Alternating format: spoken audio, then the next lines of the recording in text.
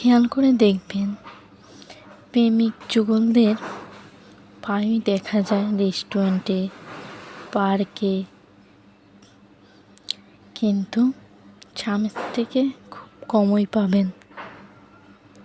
এটা অপ্রিয় হলেও সত্য। আর প্রেমিকের সাথে সারা রাত কথা বলাটা ভালোবাসার পরিচয় হলেও বউয়ের সাথে এক রাত গল্প করাটাই নেহাত বোকামি ছাড়া আর কিছুই না। প্রেমিকের লাল গোলাপ পছন্দ বলে সারা দুনিয়াকে এক করে লাল গোলাপ হাতে দিতে ব্যস্ত থাকে প্রেমিক। কিন্তু এদিকে তার উল্টো, বউয়ের জন্য কখনো একটা লাল গোলাপের আবদার তার ক্ষেত লাগে। প্রেমিকের হাতে বিষাদের খিচুড়িও অমৃত মনে হয়। আর মাসান্তে বউয়ের রান্না একদিন যদি লবণ কম হয়, সেটাই ভীষণ বড় অপরাধ।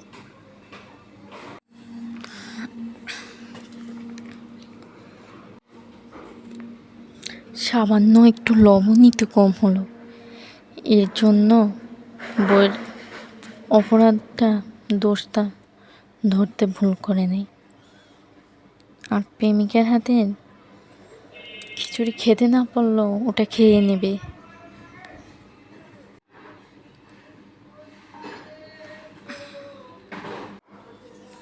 প্রেমিকের জন্মদিনের কথা মাথায় শুধু ঘুরতে থাকে। তাকে কি দেওয়া যায়, কি সারপ্রাইজ দিলে প্রেমিকা খুশি হবে,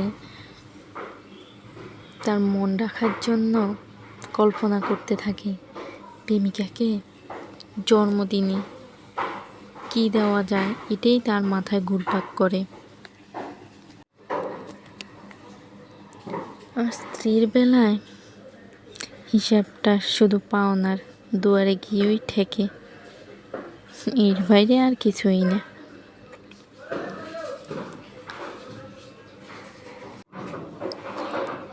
প্রেমিকার জন্য 32 মাইল দূরে হেঁটে গিয়েও 30 টাকার ফুচকা কিনতেও পারে না।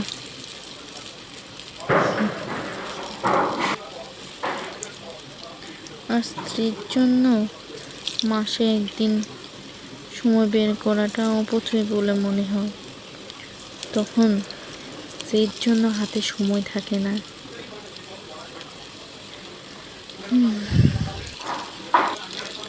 প্রেমিকা অসুস্থ হলে 10 মিনিট পরই তার খোঁজ নেওয়াটাকে কেয়ার বলে গণ্য করা হয়। প্রেমিকার কেয়ার না করলে প্রেমিকা যে রাগ করবে, তাই 10 মিনিট বাদে প্রেমিকার খবর নিতে হয়, প্রেমিকা কেমন আছে।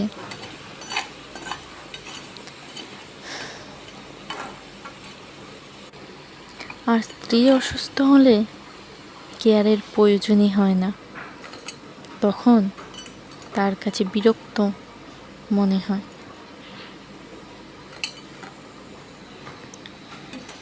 বিয়ের আগে প্রেমিকের হাত ধরে প্রতিশ্রুতি দেওয়া যে বিয়ের পর সন্তান না হলেও তাতে তার কোনো দোষ নেই।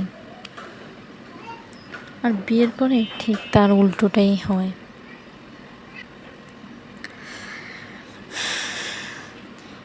প্রেমিক বিয়ের পর নিজের পরিবারের কথায় তখন তার বউয়ের উপর অত্যাচার করে। এটাই স্বাভাবিক, কারণ বিয়ের আগে প্রেমটা মধুর, বিয়ের পরে প্রেমটা মধুর থাকে না। আর এইসব আমাদের শিখিয়ে দিয়ে যায় একটা অনিশ্চিত সম্পর্কে মানুষ যেভাবে গুরুত্ব দেয়, সেটা যদি বিবাহিত সম্পর্কে দেওয়া হতো তাহলে চারদিকে এত ডিভোর্সের ছড়াছড়ি হতো না। ইদানিং দেখা যায় ডিভোর্সটা প্রতিটা ঘরে ঘরে।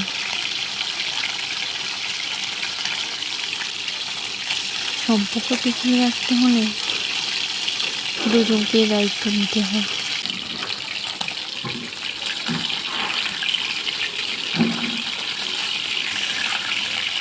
বিয়ের আগে প্রেমিকাকে যত্ন না করে বিয়ের পর বউকে যত্ন করো, তাহলে সম্পর্কটা সুন্দর হবে, জীবনটাও সুন্দর হবে। সম্পর্কটা টিকিয়ে রাখার চেষ্টা করুন।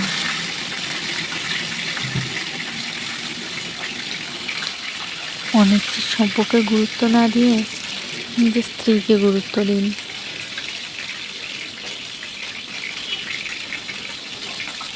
আপনার নিজের স্ত্রী একমাত্র আপনার পরিবারের জন্য যতটুকু করে, বাইরের একটা মেয়ে ততটুকু করবে না।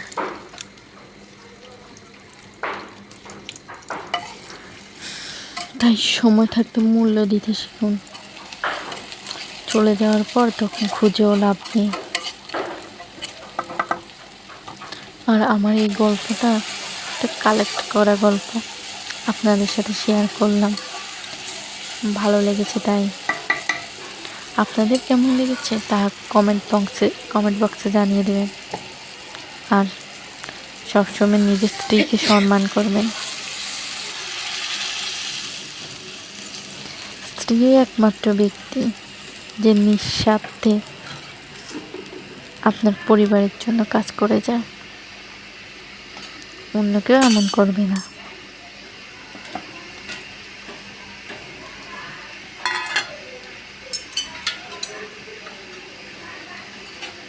আর বন্ধুরা, প্লিজ আমার ভিডিওটা দেখেও, পুরো ভিডিও দেখেও।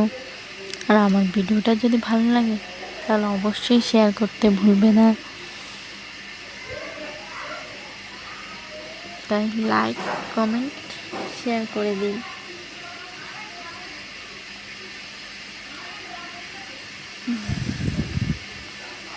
আপনারা সব ভালো থাকবেন। ধন্যবাদ সবাইকে আমার ভিডিওটা দেখার জন্য। আর আমার গল্পটা কেমন হয়েছে অবশ্যই কমেন্ট বক্সে জানিয়ে দেবেন।